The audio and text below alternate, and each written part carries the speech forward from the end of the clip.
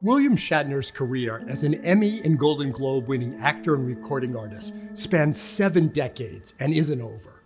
Best known for his iconic role of Captain James T. Kirk of the Starship Enterprise, Shatner's made dozens of imaginary space flights since his 1966 debut in Star Trek, the syndicated series that inspired generations of space and science enthusiasts. In 2021, Shatner had the chance to actually fly into space at the age of 90 in Blue Origin's suborbital New Shepard with Jeff Bezos. The oldest person ever to go into space, Shatner got philosophical and emotional when he looked back at Earth. He spoke to me about it in his office in Studio City, Los Angeles. I saw a great deal that made me cry, and I didn't know why I was crying. Like literally cry. I was weeping uncontrollably when I landed. What's the matter with me? There are cameras.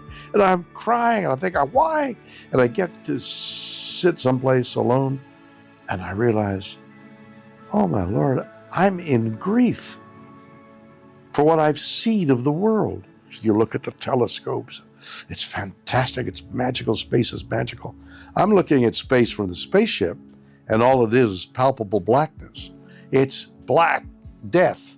And I look back and I see blue and beige and white and the planet calling to us.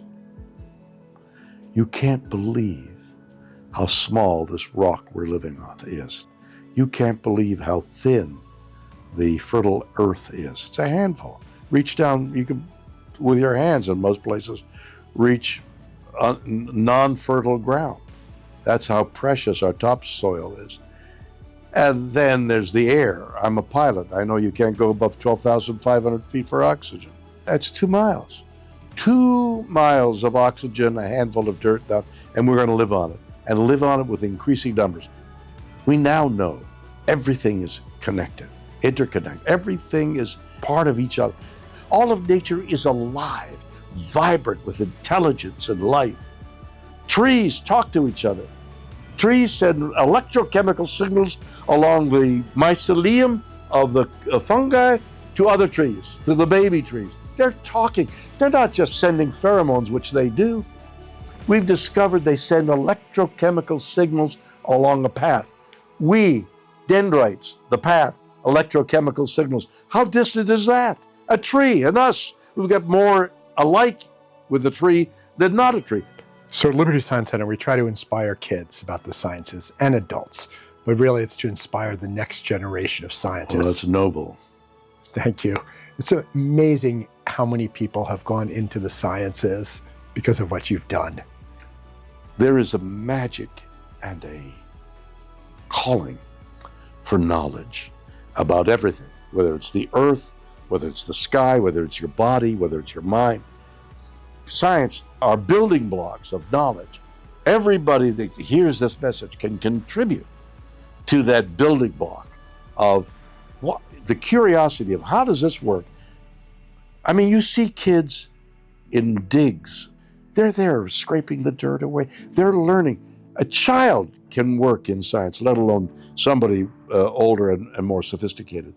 Science is the avenue of inquiring, and curiosity is the motor that makes human beings work. So that's where you guys come in. My message is frantic. We've got to do something. The children that you're reaching at the Liberty Science Center, they will be the most affected by global warming.